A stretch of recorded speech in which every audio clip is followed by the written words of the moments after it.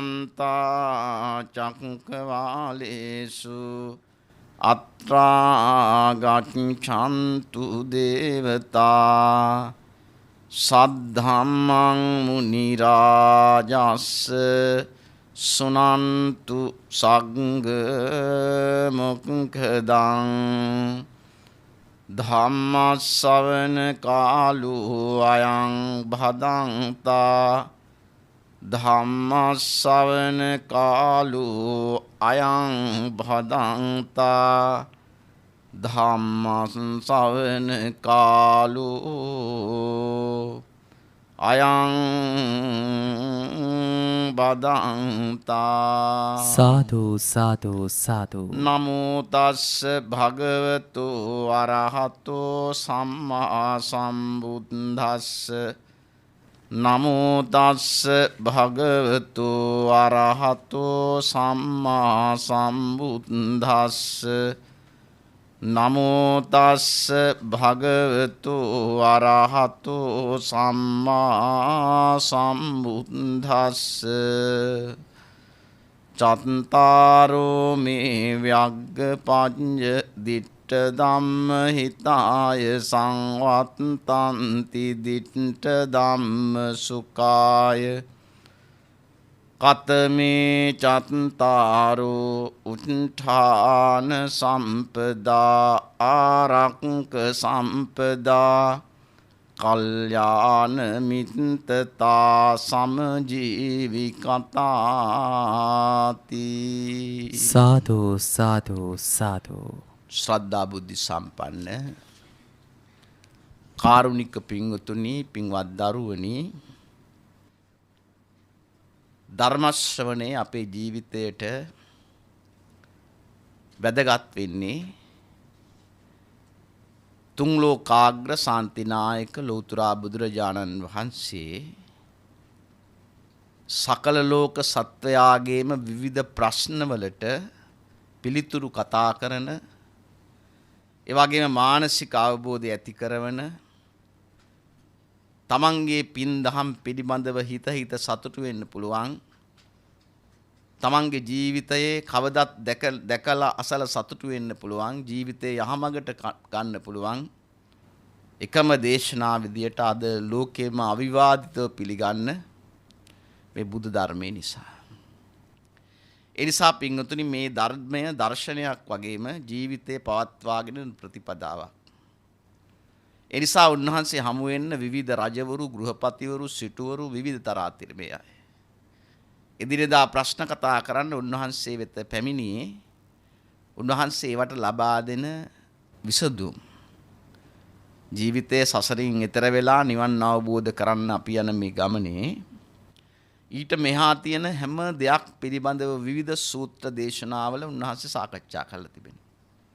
ඒකයි මේ තරම් වටින්නේ. ලෝකේ අද භෞතිකත්වයෙන් ඉස්සරහටම ගියාම මිල මුදල් ගොඩාක් හොයාගත්තට පස්සේ එහෙම රටවල් වල මිනිස්සු මොන තරම් මේ ධර්මයේ කෙරෙහි මේ ධර්මයේ දේශනාවල භාවනා පිළිබඳව කොච්චර පරිශන කරනවද ඒ නිසා ඒ අපිට වැදගත් වෙනවා ඒ නිසා අපි මේවා අහලා ඒවා තේරුම් අරගෙන ජීවිතයට එකතු කරගෙන විශේෂයෙන් හාමුදුරුවෝ අද ධර්ම දේශනා කරන්න ඉන්න පිරිස මදිනේ ගිහි අයත් මේ හොඳට අහගෙන තමන්ගේ පාසලේ උගන්වන ආයතනයේ ධර්මයත් එක්කම එකතු කරගෙන මේ තමන්ගේ ඉගැන්වීම කටයුතු කරනවා නම් අපිට මේ සමාජයේ පිරිහීම නතර කරන්න පුළුවන්.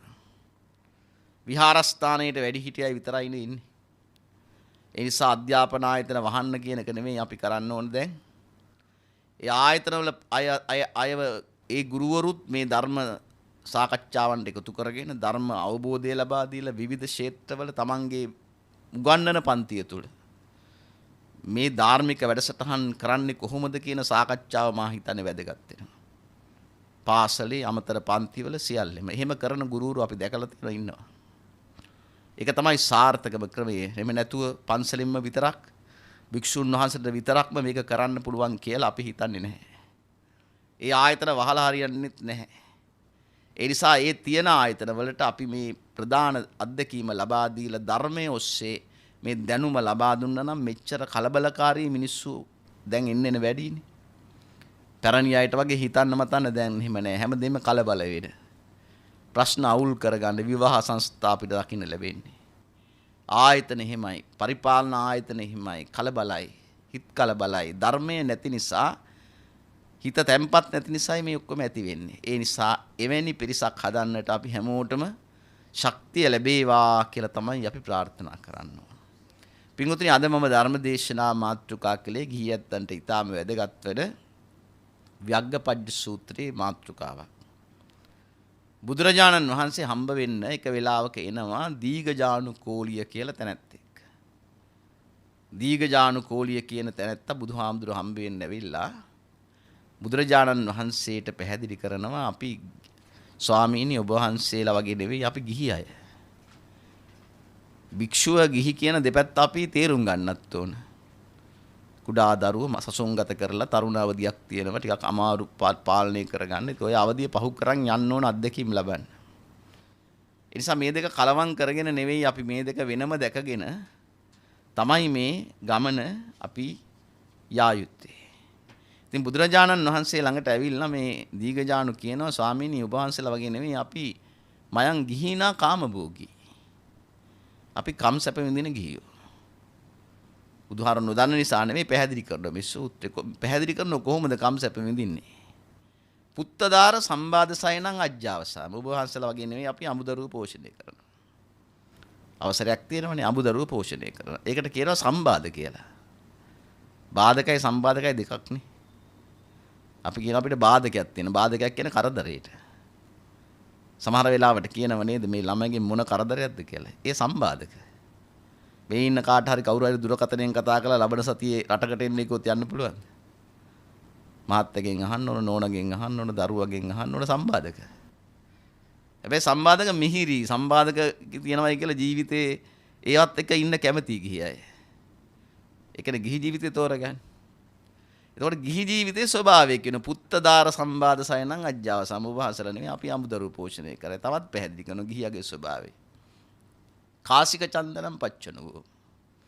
ඔබ වහන්සේලා වගේ මේ එක පාට රෙද්දක් ඇඳගෙන මුළු ජීවිත කාලයම සිවුරු පොරවනා නෙමෙයි අපි විවිධ ඇඳුම් අඳිනවා. දැන් මෙතන සුදු ඇඳගෙන ඉන්නවා. මඟුල් ගෙදරක් කිව්වොත් ඔහම යන්නේ නැහැ නේ. කාර්යාලයට ඔහම යන්නේ නැහැ නේ. ගිහියගේ ස්වභාවය. ඒ නිසා හාමුදුරුන්ගෙත් ඔය අඩුපාඩු දකින්න නිතර දැක්කම කරමලේ සුදුයි කියනෝනේ කාගෙද? ඒ නිසා අඩුපාඩු පේනේ. හැබැයි ඉතින් බලන්න ඕනේ. එකම ඇඳුමක් අඳන් ජීවිත කාලේ ඉන්න පුළුවන් කාටද? පොලිස් රාල් හැමිත් ඔය පැය ගානයි යෝක අඳින්නේ මාරු කරගන්න. ගුවන් සේවිකාවත් එහෙමයි. සෞඛ්‍ය සේවිකාවත් එහෙමයි. හාමුදුරුවෝ එහෙම නැහැ. ජීවිත කාලෙම අඳින්න ආපු ඇඳගෙන අවුරුදු 7න් 8න් මහාන වෙලා එතන ලස්සන විග්‍රහයක් මේ කරන්නේ. අපි ගිහියෝ අපිට ගැලපෙන බණක් කියන්නේ කියලා මේ කියන්නේ. වහන්සේලා වගේ නෙවෙයි කාසික චන්දනං කසීසලු අඳින අය. සල්ලි ගොඩක් හම්බුනොත් නේද ඔය මම අඳින ඇඳුම් සාප්පු වල වෙලාවක් නැහැ මිනිස්සු පිරිලා කාන්තාව පිරිලා. ඇයි? හොඳම ඇඳුම් අඳින්න කැමති නිසා. කාසික චන්දනං පච්චන භූම. මාලාගන්ධ විලේපනං ධාරයාම. අපි සුවඳ විලවුන් පරිහරණය කරනයි. ජාත රූප රඩතං සාදියාම. ඔබ වහන්සේලා වගේ නෙවෙයි අපි රිදී රත්තරන් බඩු පරිහරණය කරනවා. අනෙක් බෙල්ලේ කරේ යතේ හාමුදුරුන්ගේ ඒ වෙනස බැලුවම ඔය සමහර විට පොඩි වැරද්දක් දැක්කම ඔහි කියවන්නේ නැතුව සංසන්දනය කරන්න පුරුදු වෙන්න ඕන. අපි දෙගොල්ල දෙවිදියක්. එහෙමනම් මේවත් තියාගෙන මේ යන ගමනේ ප්‍රශ්න පිපිරෙන්න පුළුවන් තැන්වල කලබල වෙන්න නරකයි. ඇයි මේ යන ගමන යන්නේ වෙන ගමනක් උදෙසා යද්දි ලේසි නෑ. මොකද උදේට සිල් සමාදන් වෙන කෙනා හවස 6 වෙනකම් බලන් ඉන්නේ පවාරණය කරන්න. මේ මහාන වෙන දරුවෝ තරුණ අය ජීවිත කාලෙම ඉන්නාවම අඩුපාඩු වෙන්න බැරි නෑ රහත් වුණොත්. මගපලවත් ගන්න බැරි වුණොත් හිත වෙනස් වෙන්න පුළුවන් යම් තැනක. ඒවට මධ්‍යස්තව බලන්න මේකේ සූත්‍රේ පේනවා අපිට. එහෙම පැහැදිලි කළා බුදුහාරෝ කියනවා ස්වාමීනි ඔන්න අපි ගිහියෝ කොයි වගේද කියලා නෙමෙයි කියන්නේ. අමුදරුව පෝෂණය කරන කසීසලු වටින ඇඳුම් අඳින සුවඳ විලවුන් මල්ගඳ විලවුන් පාවිච්චි කරන කිසි තහංචියක් නැහැ. ඒවා කර මේ ධර්මය රකින්න පුළුවන් ගියන්ට. ඒ වගේම ජාත රූප රැඩද රිදී රත්තරන් බඩු පළඳින අය තේසං නෝබන්තේ තථාදම් මන්දේසිය. ඒ නිසා අපිට ගැලපෙන බඩක් කියන්නේ. ඔන්න බලන්න බුදුහාර ළඟට ගිහිල්ලා මේ කෝලිය කියනවා අපිට ගැලපෙන බණක් කියන්න.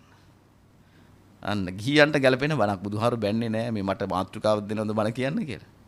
ඒ වෙලාවේ ඒක මුල් කරගෙනයි ව්‍යග්ගපජ්ජ කියලා ආමන්ත්‍රණය කරගෙන බුදුහාමුදුරුවෝ මෙලොවට කාරණා 4යි පරලොවට කාරණා 4යි පැහැදිලි කරනවා දියුණු වෙන්න. අවුරුදු 2500 ගානක් පරණ වුණාට බුදුදහම පැරණි නෑ. හැමදාම අලුත් මේ දේශනාව තව හාමුදුරනමක් හෙට කරත් ඒත් මේක අලුත් බුදුදහම. ඒකයි මේකේ තියෙන විශේෂත්වය. වෙන දේවල් නිතර අහනකොට එපා වෙනවා. හැබැයි මේ ධර්මය උන්වහන්සේගේ ධර්මය තමයි මේ අපේ අදහස් අපේ එකතු වෙන්න පුළුවන්. නමුත් ඒවට මූලික තැන දීගෙන මේ කරන දේශනා තව සතියකින් ඇහුවත් ඔය ඇත්තන්ට අලුත් ධර්මයේ අලුත් අන්න එකයි වටින්නේ. කාරණා පැහැදිලි කරනවා. චත්තාරෝ මේ ව්‍යග්ගපජ්ජ කියලා ආමන්ත්‍රණය කළ දීග ජානුට උන්වහන්සේ පැහැදිලි කරනවා ditta ධම්ම හිතාය සංවත්තන්දි. මෙලොව දියුණුවට කාරණා හතරක් මම පැහැදිලි කරනවායි. පළවෙනි එක තමයි උට්ටාන සම්පදා. බලන්න අද ඔය කාර්යාලවල ලොකු තනතුරු වල ඉන්න අය බලන්න ගියාම කොච්චර හද්ද පිටිසරයිද මේ. එතෙන්ට එන්න මොකද්ද තිබිලා තියෙන උත්සාහය. මහාචාර්ය ආචාර්ය කියන හාමුදුරු දැන් හොඳ පහසුකම්ගතව හිටියට උන්වහන්සේලාගේ අතීතය නම් බැලුවම පුංචි කාලේ නායකහරුන් ළඟ උන්වහන්සේලාගේ අවවාද අනුශාසනා පිළි අරගෙන එතෙන්ට ආපු හාමුදුරු අහුවොත් කියන්නේ කතාව.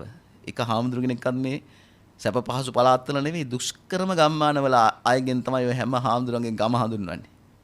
ඇයි? උත්සාහයෙන් ආපු ගමනක්. අපේ දරුවන්ට කියලා දෙන්න ඕන අද ඉතින් කම්මැලි මේ ළමයිනේ බිහි කරන්න හදන්නේ. අම්මලා තාත්තලා වැඩ කරන්න දෙන්නේ නැතුව කවුරු හරි ධම්මලා මේ මොලේ විතරක් දිනු කරන ඒ කියන්නේ එක පැත්තක් විතරක් දිනු කරන මොලේ කියන්නේ. මොලේ හැම එකක්ම දිනු වෙන්න එපේ. ඒ හැම පැත්තක් නෙවෙයි එක පැත්තක් විතරක් එක විෂයක දැනුමක් විතරක් දෙන්න හදලා අද මොකද වෙලා තියෙන්නේ? ඒ දේ විතරමයි දන්නේ. ටීවීල්ලක් පදවන ළමයා ඒකේ ඔක්කොම දේවල් දැනගන්න එපා ඉතින්. ඊට අමතර දේවලුත් දැනගන්න ඕන. උට්ටාන සම්පදා උත්සාහය සම්පදාවක් බලන්නකො සිද්ධාර්ථ තාපසයා. සිද්ධාර්ථ කුමාරයා තවුස්සස් කෙන පැවිදි වෙලා කිසිම ගුරුවර අපිට ගුරුවරු ඉන්නවනේ. දැන් මෙතන කිව්වනේ එක එක නම් කිව්වේ ওই විෂයන් බාර අපි හැමෝටම තියෙන විශේෂ සුදුසුකමක් ප්‍රවීණත්වයක් ගුරුවරයෙක් නම්. වෙන දේ දැනගත්තත් එක විෂයකට කවුරුත් ප්‍රවීණෙක් ඉන්නවා. වෛද්‍ය විද්‍යාවෙත් මෙඩිකල් කොලෙජ් එකෙන් එළියට එන්නේ සර්වාංග වෛද්‍යවරයෙක්. හැබැයි විශේෂ පර්යේෂණ කරලා වෙන වෙන විශේෂඥයෝ වෙනවා. අන්න ඒ වගේ තමයි බුදුරජාණන් වහන්සේ සියල්ලට විශේෂඥයි. ඇයි? පාරමිතා 10 30 ආකාරයට පුරලා තියෙනවා. බව කී ගණනක්ද මොන තැනද ඉපදිලා නැත්තේ මොන අත්දැකීමක්ද නැත්තේ. එතකොට බුද්ධ වචනයට අභියෝග කරන්න බෑ අදටත් කාටවත්.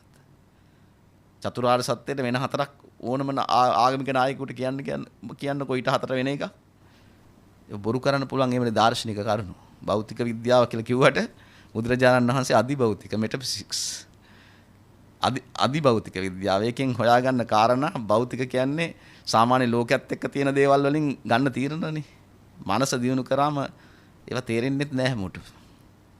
අධිභෞතිකයි. එතකොට පාරභෞතික කියලා කියන්නේ ඒකට.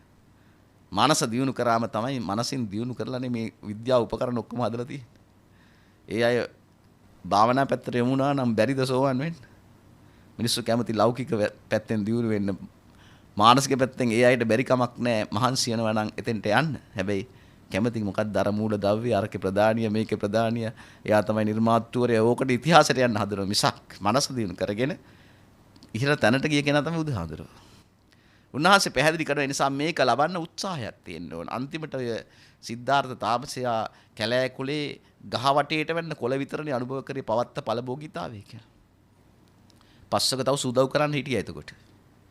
අවසානයේ දැනගත්ත අර නොකානොබී ඉන්න පටන් ගත්ත දුෂ්කර ක්‍රියා කරන්නේ අවුරුදු 6ක්. ඇටසැකිල්ලක් වගේ වුණා.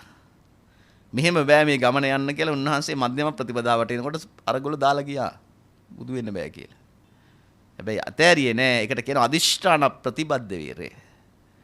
තමන් යන අරමුණට නොකඩවා කෙනෙක් යනවා නම් යන්න බැරිත් නෑ. කිට්ටු වෙන්න හරි පුළුවන්. ඒකට කියනවා අදිෂ්ඨාන ප්‍රතිබද්ධ. බුදු කෙනෙකුට අපිටත් උත්සාහය තියෙන උට්ටාන සම්පදා ගෙදර ඉන්න තාත්තා විතරක් උත්සාහ වෙලා වැඩක් නෑ. මොකද මේ බණ කියන්නේ ලෝකයකට ගොඩක් අය අහනවා මේ ටික දෙනෙක් පේන්න හිටියට මේ ධර්මය අහන ගොඩක් අය ඉන්නවා. ඒ ළමයි ඉන්න තරුණ විද්‍යාර්ථීන් අහනවා බණ. වාහනේ යද්දි බණ අහන අය ඉන්නවා. රැකියාවට ගිහිල්ලා ඔෆිස් එක අරිනකන් මේ දුරකථනයෙන් බණ අහන අය ඉන්නවා. විශාල සමාජයකට මේ ධර්ම දාණය ඔබ දෙන්නේ. ඒස ඒ අයටයි මේ කියන්නේ පොදුවේ සැමටම අවබෝධයක් ලබන කාරණා උත්සාහය. ගෙදර ඉන්න තාත්තා විතරක් උත්සාහවන්ත වෙලා මදි. අද කාලේ කොහොමද බෑ. දරුවොත් උත්සාහ වෙන්නේ. දරුවෝ අම්මලා තාත්තලා රැකියාවලට උත්සාහ වෙනකොට දරුවා පොතපත ඉගෙනගෙන ඉස්සරහට යන්න උත්සාහවන්ත වෙන්න ඕන. අම්මා විතරක් උත්සාහ වෙලා මදි. ගෙදර ඉන්න දූලා පුතාලා කවුරුත් උත්සාහ වුණොත් තමයි පවුලක් දියුණු වෙන්නේ. ඒ භෞතික පැත්ත. එහෙම කියාගෙන මට පන්සල් යන්න වෙලාවක් නැහැ. මට පින්දහම් කරන්න වෙලාවක් නැහැ. මම ඉතින් ඔය ගෙදර හිටියත් වැරදි කරන්නේ නැහැ නේ කියලා එහෙම ඒක මදි. ඒක ප්‍රාථමික අවස්ථාවක්. හැම තැනම ඉදිරිපත් වෙලා මුල් කරගෙන උදේ පාන්දරනේ ගමේ පරණ මිනිස්සු ගොවියා ගොවිතැනට යන ගොවියා පාන්දර 4-5 වෙනකොට හැරිලා. උත්සාහය. මොන තරම් හාමුදුරු තරම් නිදි මරන්නේ නැණි කවුරුවත්. මං හිතන්නේ පන්සල් වල හාමුදුරු තමයි අන්තිමටම සැතපෙන්නේ. ඇයි පිරිත් රැයට තියෙන්නේ බණ කියන හාමුදුරු රැය වෙලා පන්සලට එන්නේ. ඒත් 6 වෙනකොට ගේට්ටු ඇරලා. ගෙවල් වල එහෙම නැහැ. රැ වුණොත් ඉතින් දවල් කීයේ වෙනකන් නිදාගනීද? උත්තාන සම්පදා උත්සාහය තියෙන්න ඕන මග සාර්ථක කරගන්න පළවෙනි එක. පිනට දහමට උත්සාහය තියෙන්න ඕන. දෙවෙනි එක ආරක්ක සම්පදා. මේ රටවල් දැන් ඔය කියනවනේ හරි පිරිහිලා. හොදටම අමාරුයි මේ රට ගොඩ ගන්න නෑ. ආරක්ෂාවක් නෑ කාගේවත්. කලක් තිස්සම මේක පුරුදුනා අපිට. අපි රකින්නේ තියෙන දේවල් පරිස්සම් කරන්නේ නෑ. ගෙදර දියරීට වහිනකොට විදුලි බලය ස්විච් එක ඕෆ් කරාට ඔෆිස් එකේ නිකන් කැරකෙනවා. ඇයි මේ අපේ නෙවෙයි. ඔය මානසික තත්ත්වයේ තියෙන තාක්කල් එහෙම අපේ නොවන දේවල් කොහෙද තියෙන්නේ? අපි තමයි මේ ඔක්කොම දැන් කියන්නේ අපි තමයි මේ සියල්ල කරන්නේ කියලා. සාමාන්‍ය මිනිහගේ කුඩා දුප්පත් අහිංසක මිනිස්සුන්ගේ ඉඳන් සියලු දෙනාම අපි එකතු වෙලා මේ ඔක්කොම කරන්නේ. අපේ ඒ හැඟීම ආරක්ෂාව තියෙන්න ඕන. තියෙන දේවල් රැක ගන්න ඕන. නේද? කෝච්චියට නැග්ගට පස්සේ ඒකේ තියෙන වීදි ලාම්පු නෑ සමහර විට වීදි ලාම්පු ටික නෑ වාහනේ තියෙනව ගලවලා සීට් එකේ ඉස්සර නම ගහනවා. සීගිරිය බලන්න ගියේ කියලා ඒක පැත්තකින් තියලා තව තැනක යාගේ නම ගහනවා. විනාශ කරන සමාජයක්. අනාරක්ෂිත සමාජයක දියුණු වෙන්න බෑ. ආරක්ෂා කරන්න පුරුදු වෙන්න ඕන. බුදුරජාණන් වහන්සේ රැක ගන්න කියලානේ කියන්නේ හැමදේම. තමන්ගේ දේවල් ආරක්ෂා කරගන්න. පුළුවන් තරම් පරිහරණය කරන්න. ඒක තමයි මේ අපේ දරුවන්ට තරුණ පිරිසට ඔය ටික කියන්නේ. වැඩි හිටියෝ වුණත් එමයයි. තියෙන ධනෙ පරිස්සම් කරගන්න ඕන. ආරක්ෂා කරගෙන ජීවත් වෙන ක්‍රමයේ බුදුබණේ කියනවා ආරක්ක සම්පදාවක්. ඒක ලොකු මේ තමන්ගේ ජීවිතයට අවශ්‍යම කරන දෙයක් රැක ගන්න එක. අනිත් පැත්තේ තුන්දොර රැක ගන්න ඕන ධර්මානුකූල බැලුවා. කාය වාක් මනෝ සංවරය තියෙන්න ඕන නේද? කට ඇරි ගමන් ඕන කෙනෙක් එක කියන්න දනකයි. අනුන්ගේ දේ කතා කරන්නම නරකයි. ඒ නිසා තමන්ගේ හිත කය වචනේ කියන එක බුදුහාර උගන්වනවනේ පුරිසස්සහි ජාතස්ස කුටාරි ජායතේ මුකේ. හැමෝගෙම කටේ කෙටේරියක් තියෙනවා. උපන්න මිනිස්සුගේ කටේ කෙටේරිය. කෙටේරිය කියන්නේ මොකද්ද? කට පාලනය කරගන්න බැරිකම. නරක ආයුධයන්නේ. යායන් චින්දති අත්තානං එයා තමනුත් ගෙලත් සිඳගෙන සියල්ල තරහකාරයෙක් කරගන්න ඕන මේ වචනේ වැරද්ද නිසා. හිතට කොච්චර කෙලෙස් එනවද? ඒවා පාලනය කරගන්න තමන්ට පුළුවන්. තමන්ට තේරෙන්න ඕනේ මම මේ අනුන්ගේ දෙයක් ගැන හිතන්නේ. මම මේ දොස් කියන්නේ අනුන්ට. හිතලා තමන්ට පුළුවන් මේ ගත කරන ජීවිතේ ගොඩාක් රෝගී වෙන්නේ මේ හිතේ තියෙන ප්‍රශ්න නිසා. හිත ශක්තිමත් නෑ. කෙලෙස් වලින් පුරෝගෙන සල්ලි ඕන තරම් තියෙනවා. ඉගෙනගෙනත් තියෙනවා. හැබැයි බැලුවම පේන්නේ අනුන්ගේ දේවල් ගැන හිතනවා වැඩි. කියන්නේ අනුන්ගේ දොස් ගැන වැඩියෙන් හිතන්නේ. එතකොට අපේ ආවිෂත් අඩු වෙනවා. අපේ ලේ ධාතුවත් අපිරිසුදු වෙනවා. විද්‍යා ගුරුවරයෙක් ඇහුවොත් කියයි. ඒ භෞතික පැත්ත. බුදුහාරෝ ඊට ඉහළයි ඉන්නේ අධිභෞතික. මානසික පැත්තෙන් අරන් බැලුවම මොහොම හිතන අය ගොඩාක් මානසික ලෙඩු ඉන්නේ දැනට. ඉන්න රෝගීන් හොයලා බලන්න වැඩියෙන් ඉන්නේ මානසිකයි. ලෝභ, ද්වේෂ, මෝහ ආදී කෙලෙස් 1500ක් කියලා අර පොතක තියෙනවා මම දැක්කා. ඒ නිසා ඒ වගේ ඒවා පරිස්සම් කරගන්න ආරක්ෂා කරගන්න ධනයත් ලෞකික ධනයත් ආරක්ෂා කරගෙන තුන්දොරත් ආරක්ෂා කරොත් මේ අපි දිනුවා වෙන්නේ දෙවෙනි එක. තුන්වෙනි එක පැහැදිලි කරනවා ගිහි ජීවිතයක් සාර්ථක කරගන්න කල්යාණ මිත්‍රතා. හොඳ මිනිස්සු ආශ්‍රය කරන්න. නේද? බුදුරජාණන් වහන්සේට තිබුණේ කල්යාණ මිත්‍ර සමාජයක්. භික්ෂුන් වහන්සේලාට තියෙන්නේ කල්යාණ මිත්‍ර සමාජයක්. කවුද දායකව? මිල මුදල් තියන අය පස්සේ අපි ගියොත් අපි පිරිහෙනවා. අපි එදා ඉදපු අර දුප්පත් විහාරස්ථාන වලට හිතවත් මහා සංඝරත්නයේ හිතවත් පිරිස එකතු කරගෙන ඒ අය කල්යාණ මිත්‍ර සමාජයක් කරගත්තොත් දිනු වෙන්න පුළුවන් දෙපැත්තටම. දායකයන්ට ඉන්නේ හාමුදුරුවෝ ඊට වඩා කෙනෙක් ඉන්න විදියක් නැහැ. වෛද්‍යවරයා ළඟට බෙහෙත් අරගෙන අපි එන මෙතනින් ඒ ගනුදෙනු ඉවරයි. ගුරුවරයා ළඟට ඉගෙන ගන්න යනවා ඉගෙනගෙන එතනින් ඉවරයි. භික්ෂුන් වහන්සේලා ජීවිතේට සදාකාලික තමන්ගේ කියලා කරගන්න ඕන කොහොමද? හැමදේම තමන්ගේ දේවල් ප්‍රකාශ කරලා නිවැරදිව ජීවත් වෙන හැටි ඉගෙන ගන්න. ලංකාව තුල කොච්චර ඉන්නවද දක්ෂයි? මොන තරම්ගේ ධර්ම දේශනා ශ්‍රවණය කරනකොට අවබෝධයක් ලැබෙනවද අපිට අපිත් බණ අහනවා. ඒ තුලින් තමයි අපේ ශක්තිය පිරිසුදු කරගන්නේ. ඒ නිසා කල්යාණ මිත්‍ර කියලා කියන්නේ එතන අර ගිහි සමාජයට නම් උගන්වලා තියෙනව නේද? වැරදිට පාපී වැඩවලට යොමු කරන කෙනා. කාර්යාලවල ඉන්න මහ විශාල වැටුප් ගන්න මහත්තුරු. හැබැයි පාප මිත්‍ර සේවනේ දිනු වෙන්න බෑ. ආශ්‍රය කරන්නේ මහ උගත්තු තමයි ඒගොල්ලොත්. හැබැයි පාප මිත්‍ර උගත්තු ඉන්නවා. වැරදි වැඩවලට යොමු කරන අය. ඒ අතර ඉන්නවා කල්යාණ මිත්‍ර මහ දක්ෂ අය, හොඳ ආදර්ශමත් අය. අන්න ඒ අය ගොඩටනේ අපි යන්න ඕන. ඒ නිසා වැරද්ද පෙන්වන අත්තක්කායි අර්ථය පෙන්වන සමාන සුඛ දුක්ඛ දුකේ සැපේ දෙකෙදිම ඉන්නනේ. සල්ලි තියෙන වෙලාවට විතරක් ලඟ වෙන අය නෙමෙයි. හැමදාම එකට ඉන්න. ඒ වගේම අනුකම්පා කරන උදව් කරන අය ඕන. නේද? එහෙම නැතුව ටිකක් දීලා ගොඩක් බලාපොරොත්තු වෙන. ඒ වගේම අපාය සහාය එහෙමයි නෙමෙයි ඇසුරු කරන්න ඕන. ගොඩාක් පිරිමි අය වනහන අය මේක තේරුම් ගන්න ඕන. ඒගොල්ලෝනේ ගෙදර ප්‍රධානිය. දරුවන්ගේ ප්‍රධානිය, බිරිඳගේ ප්‍රධානිය ඒ ගෙදර ස්වාමි පුරුෂයා. හරියට හිතන්න ඕන. මේ ලැබෙන ධනය මහන්සි වෙන්නේ බොහෝ විට ගෙවල් වල පිරිමි අයනේ වැඩියෙන් මහන්සි වෙලා ධනය හොයන්නේ. ඒකට අවශ්‍ය කරන දේ රැකවරණේ කොච්චර ආරක්ෂකගේ තාත්තා ගෙදර හොඳ ශක්තිමත්ව ඉන්නව නම් දරුවන්ට. බිරිඳ කොච්චර කැමතිද? එහෙම නැති වෙනකොට සමාජය තුළ ඒ අය මහ පිරිහෙන කවුරුත් ගණන් ගන්න නැති පවුල් වෙනවනේ. ඒ නිසා අන්න කල්යාණ මිත්‍රතා හැම වැඩිහිටියෙක්ම කල්පනා කරන්න. දරුවන්ට කියන්න එපා මේ හොඳ යාළුවෝ ආශ්‍රය කරන්න කියලා. පුතා බලන් ඉන්න තාත්තා හම්බෙන්න කවුද එන්නේ කියලා. ඉතින් හොඳටම මත්පැන් පානය කරන අය ගෙදර ඉන්නේ. ඉතින් කොහොමද ළමයාට සමාජයක් හරියන්නේ? අම්මා කියනවා දුවට හොඳ යාළුවෝ ආශ්‍රය කරන්න කියලා. හැබැයි අරුන්ගේ උපදූප කතා කරන කාන්තාව තමයි ගෙදර එන්නේ. අම්මා හරි කැමති ඒගොල්ලොත් ඒ කතා කරලා ඉන්නේ. ඒක දරුවෝ පුරුදු වෙනවා. ආදර්ශ තියෙන අවවාදයට වඩා ඇත්තෙන්ම මේ අවවාද අපි මේ ධර්ම දේශනාවල කරාට බුද්ධ දේශනේ තියෙන ඇත්තෙන්ම ආදර්ශය. බලාගෙන හැදෙනවා. එතකොට ඒ අය හොඳ අය ආශ්‍රය කරනවා නම් ඒ පවුල් වලට එන දරුවොත් හොඳ ඒ පවුල් වල අයනේ මිශ්‍රය හොඳ පවුල් අතින් නරක ළමයි ඉන්නවා. හැබැයි ඒ වුණාට ඒක අපි කල්පනා කරලා යන විදිහට හතරවෙනි එක තමයි මෙලෝ දියුණු වෙන්නට දීඝජානුට කියනවා සමජීවිකතා. බලන්න ලැබෙන විදිහට වියදම් කරන්න.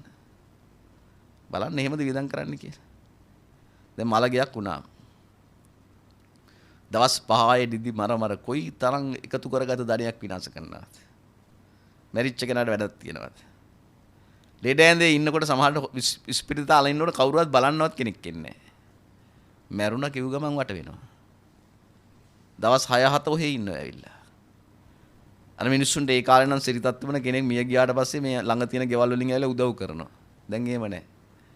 ඒක දෙරින්ම කන්න බොන්න බලන් ඉන්නේ දවස් 6-7ක්. ණය වෙවි ඉතින් කන්න බොන්න දෙන්න ඕන. කොච්චර නරක දේ වැඩ පිළිවෙල. පැරණි ක්‍රමේ කොච්චර හොඳයිද? සරල ආහාර නෙදුන්නේ. ණය වෙන්න ඕනේ නැහැ එතකොට. මඟුල් ගෙදර නම් තව කමක් නැහැ කියපු ණය වුණා. මේකේ මොකක් හරි අනාගත බලාපොරොත්තුවක් තියෙනවනේ. ඒ හොඳයි කියලා නෙමෙයි ඒත් කියන්නේ. මේකක්වත් ණය වෙන්න හොඳ නැහැ. සමජීවිකතා ලැබෙන විදියට වියදම් කරන්න දැනගන්න ඕන. ගෙදර මහත්තුන්ට මං කියනවා පේ ෂිෆ්ට් එක පෙන්නන්න බිරිඳට දරුවන්ට. ළමයි කිව්වොත් අර ළමයට මෙච්චර ලස්සන සපත්තු දෙකක් තියෙනවා මටත් ඕන. මට පුතේ මට හොරකම් කරන්න වෙන්නේ. මට ලැබෙන්නේ මෙන්න මෙච්චර වැටුපක් මාසෙට. අපි ඒක වියදම් කරමු. කී කතා කරන්න ඕන හැම ප්‍රශ්නෙම.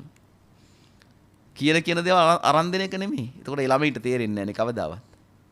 ළමයිදුත් මහන්සි ගන්න. ඔයාලටත් ඔහම ගන්න ඕන නම් හොඳට ඉගෙන ගන්න. මම ඕන තරම් වියදම් කරාට. ණය අරන් හරි උගන්නන්න හොඳට ඉගෙන ගන්න. දරුවන්ට මේ මනස දෙන්න ඕන.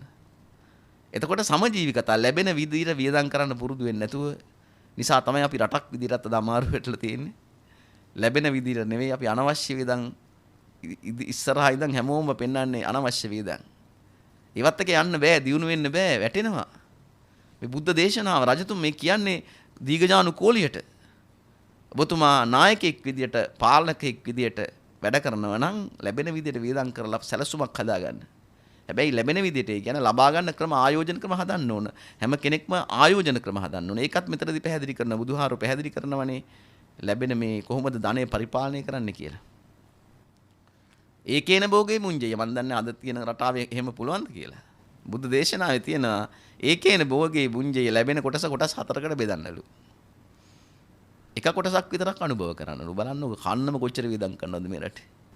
හැන්දෑවට එහෙම ඔය කඩවල් වල විශාල කෑම කඩවල් වල මේ ශරීරයට වෙන දේ ආහාර ගත්තම වෙන දැන කොච්චර වීදම් කරනද ඒකේන භෝගේ බුංජේ ලැබෙන කොටසෙන් එක කොටසක් වීදම් කරන්නය ද්විකම්මම් ප්‍රයෝජේ කොටස් දෙකක් ආයෝජන වලට යොදවන්නේ වෙන ආගම් වල දැන් ඕක කරනවා බුදුහාමුදුරුවෝ තමයි දේශනා කළා තියෙන්නේ බුලත් tira කඩයක් හරි දාගන්න ලියුම් කවර ටිකක් හරි හදන්න අතිරේක ආදායමක් එදිනෙදා ආහාර පාන වලට අර ලැබෙන වැටුපම වීදම් කරන්නනේ බොහෝ විට බලන් ඉන්නේ පුළුවන් තරම් බලන්න අතිරේක දෙයක් පටන් ගන්න ඉතුරු Taman ගෙදර ඉන්න කාලයක් හැමෝටම තියෙනවා නැත්තේ නෑ ලංකාවේ පැය 8යි වැඩ කරන්නේ එතකොට තා පැය 24න් කොච්චර වෙලාවක් තියෙනවද කොහොම හරි කල්පනා කර මේ බුද්ධ දේශනාව උන්වහන්සේ කියන ද්විකම්මම් පයෝජේ කොටස් දෙකක් ආයෝජන වලට යොදවන්න නැත්තම් ජීවත් වෙන්න බෑ චතුත්තංච නිදාපේය එක කොටසයි බැංකුවේ දාන තැන්පත් කරන්න කිව්වේ මොකද වෙලා තියෙන්නේ හතරම කෑම කන්න විඳන් කරනවා හතරම ගිහලා පොතේ දානවා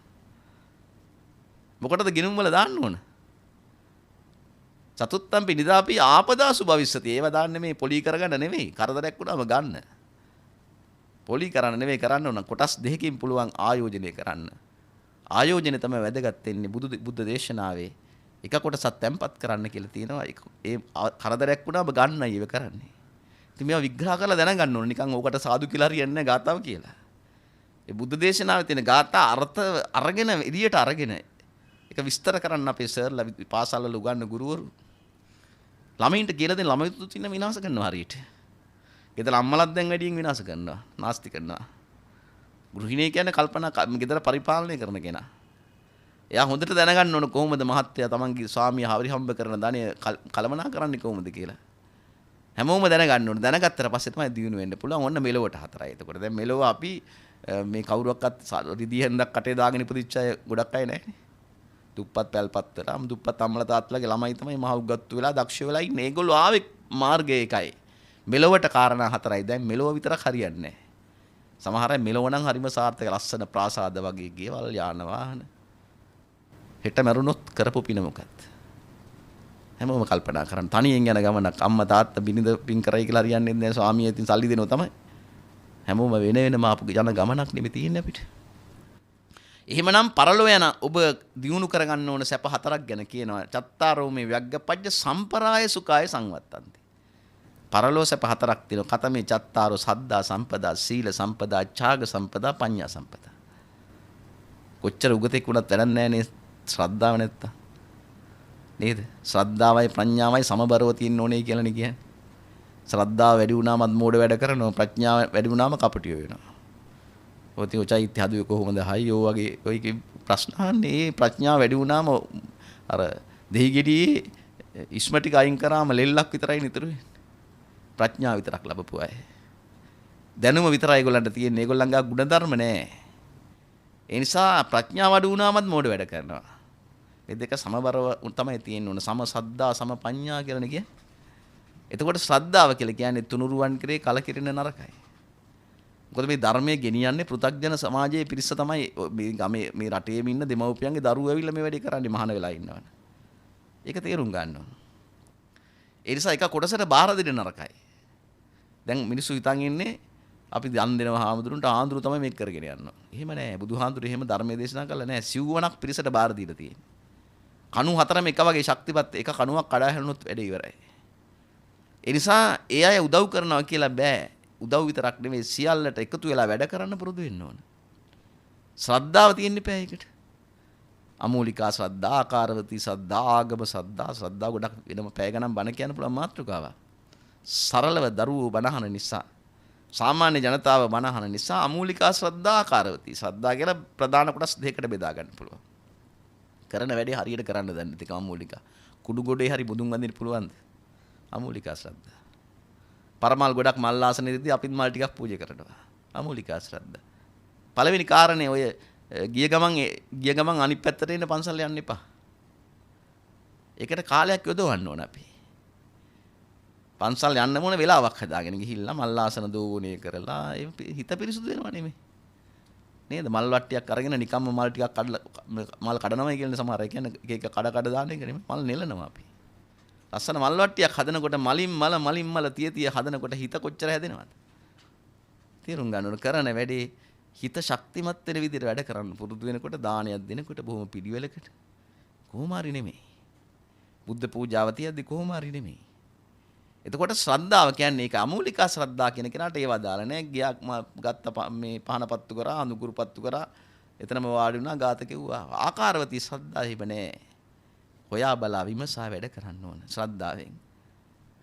එතකොට ඒකට කාලයක් යනවා. ඒක පිළිවෙලකට හොයාගෙන කරනකොට ඒක ආකාරවතී ශ්‍රද්ධාව තියෙන්න ඕන. ශ්‍රද්ධාව නැති කරගන්න එපා. නේද? පන්සලේ හාමුදුරු නිසා නැති කරගන්න එපා. මොකද අපිට අදාළ නැහැ කිසිම දෙයක්. අපි මේ යන්නේ හිත කය සංවර කරගෙන යන ගමනක්. එතෙන්දී පුද්ගල බද්ධ දේවල් ගත්තොතින් අපිට ඒක බාධාවක් වෙනවා. කෙනෙකුගේ පුද්ගල දේවල් හොයන්න අපි අවශ්‍යත් නැහැ. හැමෝම තම තමන්ට වග කියා ගන්න ඕන. ගිහි පැවිදි කවුරුත් එහෙමයි. ඒ අය තමන්ගේ භූමිකාවට වග කියන්න ඕන. තමන්ගේ ඒ ආකාරයට කටයුතු කරන්න දැනගන්න ඕන. හැබැයි කෙනෙක් අරමයි මෙහෙමයි කිය අපි ඈත් කරන්න ගියොත් එයින් කලකිරෙන්න ගත්තොත් ඒක මානසික වශයෙන් පීඩාවක් අපිට. ඒ නිසා ඒක අයින් කරන්න ඕන ශ්‍රද්ධාව ආකාරවතී ශ්‍රද්ධාව තියෙන කෙනා එහෙම කෙනෙක්. ඒ නිසා ආකාරවතී ශ්‍රද්ධාව ගැන උන්වහන්සේ පැහැදිලි කරනවා. ශ්‍රද්ධාව ප්‍රධාන දෙකක් මම විතරක් විග්‍රහ කරේ ලැබෙන වෙලාවත් ගැන සලකලා බලලා.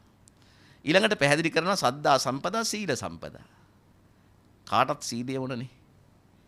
ගිහියත් අන්න තියෙන්නේ පංච සීලය. ඉතින් ඕකවත් රැක ගන්න බැහැනේ සමහර අයට. පුදුමයිනේ. කල්පනා කරලා බැලුවොත් කැඩෙන්න පුළුවන්. කඩන්නේ මොකටද? හිතලා. ඉබේ කොහොම හිටියත් කැඩෙන්න පුළුවන්. තමන්ගේ තාත්තා ළමයෙකුට ගහනකොට අම්මා ඉතින් බොරුවක් කියන්න පුළුවන් ළමයි බේර ගන්න. හැබැයි ළමයි බේර ගන්නත් බොරු කියන්න බෑ. නමුත් කියන්න වෙනවා. ගන්න පුළුවන්. එහෙම දේවල් වෙත හැකි. හැබැයි අනිත් හැම වැරද්දක්ම එහෙම ඒව නෙවෙයි. ඒ නිසා කල්පනා කරන සීලවන්ත මේ ජීවිතේ බොහොම කෙටි කලයිනේ. අවුරුදු 50යි 60යි 70යි 80ක ගා ඉක්මනින් යනවා. බලන්න තමන්ගේ පුංචි කාලේ මතක් වෙයිනේ ළඟ වගේ තේරෙන්නේ මතක් කරනකොට. විවාහ ජීවිතයේ දවසේ මතක් කරගත්ත හැකි බෑමොටම. ඉතා ළඟ දවසක් වගේ. දැන් ඉතා ඉක්මනින් මේ ජීවිතේ විය කියනවා අපේ. කොතෙන්ටද යන්නේ? අපි වෙනුවෙන් අපේ දේහය තියාගෙන ගුණ කතර කියනවා මලකේවල් කාටද ඇහෙන්නේ? ඉන්න අයට.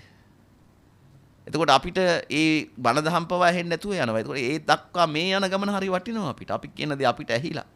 අපිම ඒ සඳහා යෙදিলা ප්‍රායෝගිකව යන ගමනේ කොයි වෙලාවෙ මේ ගියත් අපිට ප්‍රශ්නයක් නැහැ. කරපු දේවල් ටිකක් තියෙනවා. ඒ නිසා සිල්වත්කමත් ශ්‍රද්ධාව වගේම සීලයත් ඒකට අදාළයි. පංච සීල, අට සීල, දස සීල, සාමනීර සීල, උපසම්පදා සීල උදී විග්‍රහ කරනවානේ. ඒ සීල ආරක්ෂා කරගෙන ඒක රැකගන්න එක ඒ සීල් සමාදන් වෙච්ච කෙනාගේ වගකීමක්. ඒක ආරක්ෂා සීල් සමාදන් වුණාම සංවර වෙන්නේ කයයි වචනයයි විතරයි. හිත සංවර වෙන්නේ නැහැ. දැන් මම පංචශීල සමාදන් කෙරුවානේ. කය සංවරය වචනේ සහිත කොයි තැන් වලට ගියාද? Tamanට ගැළපෙන නැති කරුණක් වුණොත් ඒ ඔස්සේ හිතන්න ගන්නවා. අහපු දෙයක් නම් එතෙන්ට යනවා. Tamanට පැවරිච්ච රාජකාරියක් ඊළඟ පෙයේ තියෙනවා නම් දැන් මේ වෙලාවෙන් පස්සේ එතෙන්ට යන්න හිත තියෙන්නේ. එක විනාඩියක්වත් පහින්ම බෑ. තැනකට ගිහලා වාඩි වුණාම අනිත් සියල්ල අමතක වෙන්න ඕන අපිට. එහෙම වැඩ කරන්න බෑ. අතන පෑයි මෙතන පෑයි එහෙම මේ ධර්මයත් එක්ක බෑ එහෙම කරන්න. අනිත් ඒවා පුළුවන්.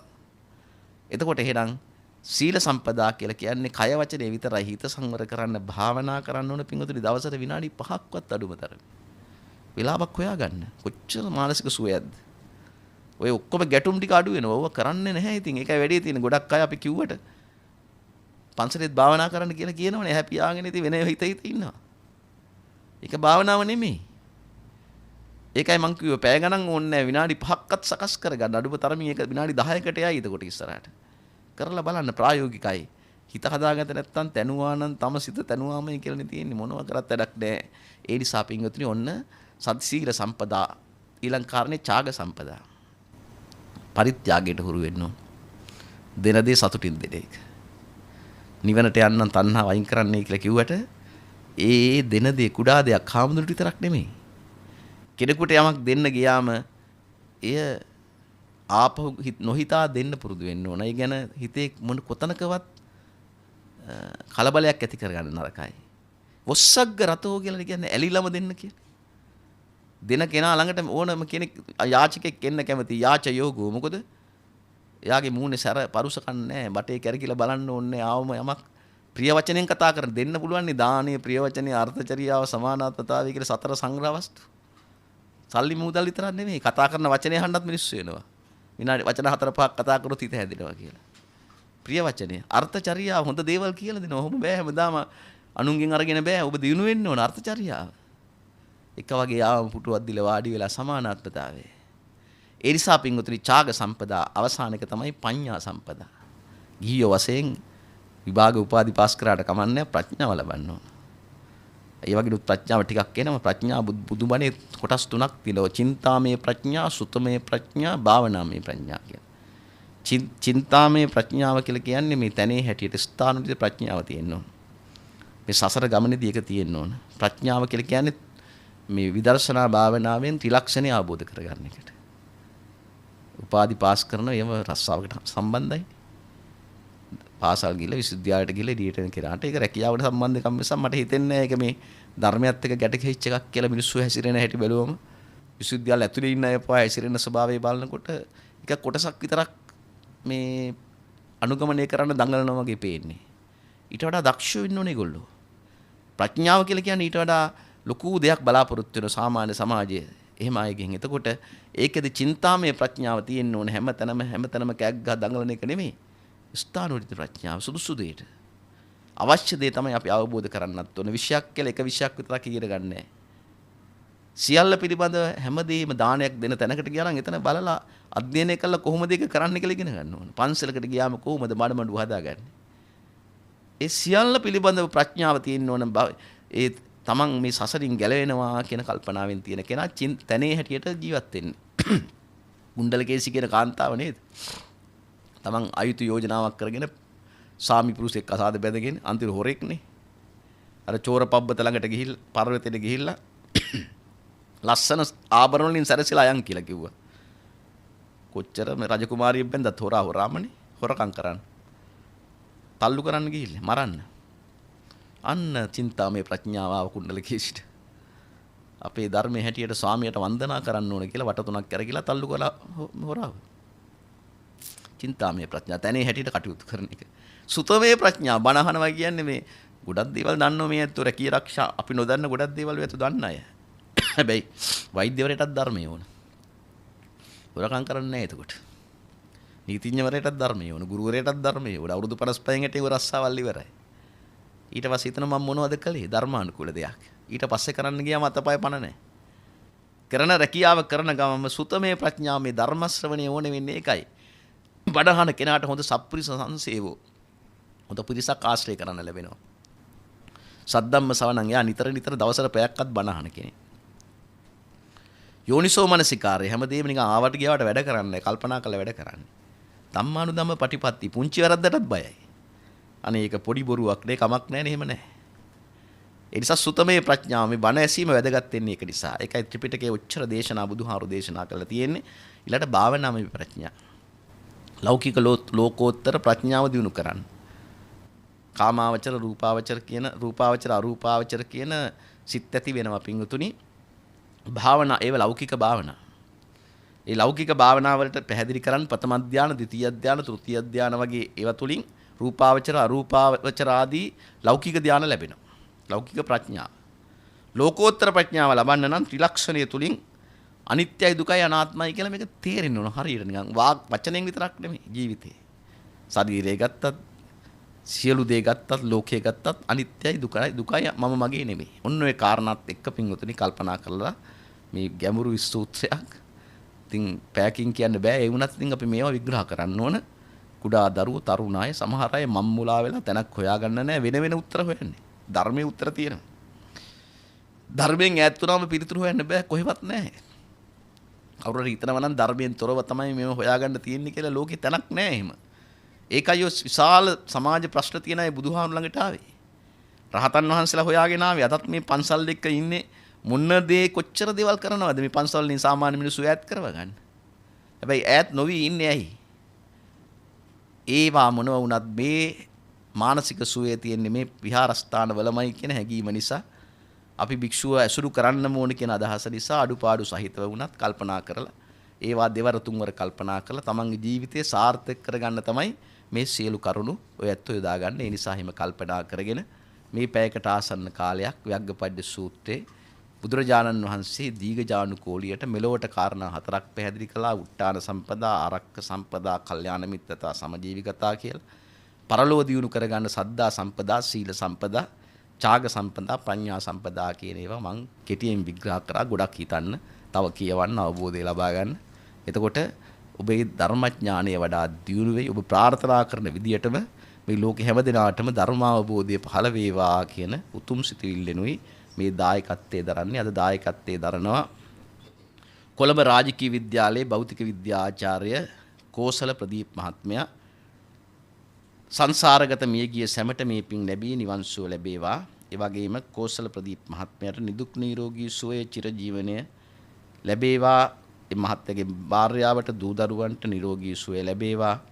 ඒ වගේම ධර්ම ශ්‍රවණයේ කැමැති ලංකාවාසී සියලු දෙනාගේම සැමට ධර්මාවබෝධය ලැබේවා, නිදුක් නිරෝගී සුවය ලැබේවා කියලා ප්‍රාර්ථනා කරනවා.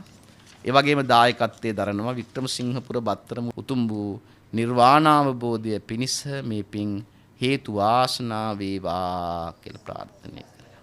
ආකාසට්ටා ච බුම්මට්ටා දේවා නාග මහිද්దికා පුඤ්ඤන්තං අනුමෝදිත්වා චිරං රක්칸තු ශාසනං.